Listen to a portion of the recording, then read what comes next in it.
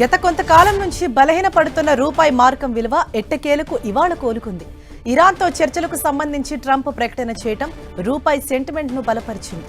దీంతో 94 మార్క్ వైపు దూసుకుపోయి all time కనిష్ట స్థాయికి చేరిన రూపాయి ఎట్టకేలకు ఇవాళ 34 పైసలు కోలుకుంది. ప్రస్తుతం డాలర్తో పోలిస్తే రూపాయి మార్కం విలువ 93.64గా ఉంది. మిడిల్ ఈస్ట్ టెన్షన్స్ తో ప్రపంచ ఆర్థిక వ్యవస్థలు కుదేలవుతున్నాయి. క్రూడ్ ఆయిల్ ధర పైకి వెళ్తుండటంతో పలు దేశాల కరెన్సీ మార్కం విలువలు ఆల్ టైమ్ కనిష్టానికి పడిపోయాయి. బ్రెంట్ క్రూడ్ బ్యారెల్ ధర ఇవాళ మళ్లీ సెంచరీ క్రాస్ చేసింది. చమురును భారత్ అధికంగా దిగుమతి చేసుకుంటుండటంతో రూపాయిపై ఒత్తిడి కొనసాగుతోంది.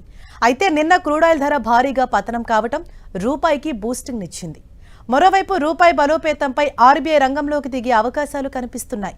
ఆర్బీఐ సాధారణంగా రూపాయి విలువలో వచ్చే విపరీతమైన ఒడిదుడుకులను అదుపు చేయడానికి పలు సాధనాలను ఉపయోగిస్తుంది. ఫారెక్స్ మార్కెట్లో జోక్యం చేసుకుని రూపాయి పతనాన్ని అడ్డుకోవటానికి ఆర్బీఐ నేరుగా డాలర్లను విక్రయిస్తుంది. అయితే ఇది దేశ విదేశీ మారక నిల్వలపై ప్రతికూల ప్రభావాన్ని చూపుతుందని ఎక్స్పర్ట్స్ చెబుతున్నారు. అలాగే నాన్ డెలివరబుల్ ఫార్వర్డ్స్ ఎన్డీఎఫ్ మార్కెట్లలో చురుగ్గా పాల్గొంటూ కరెన్సీ నిల్వలు వెంటనే తగ్గకుండా ఆర్బీఐ జాగ్రత్త పడనుంది.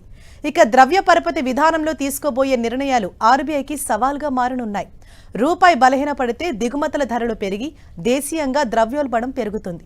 దీనివల్ల వడ్డీ రేట్లను తగ్గించే విషయంలో ఆర్బీఐ ఆచితూచి అడుగు వేయాల్సి వస్తుందని ఆర్థిక నిపుణులు అభిప్రాయపడుతున్నారు.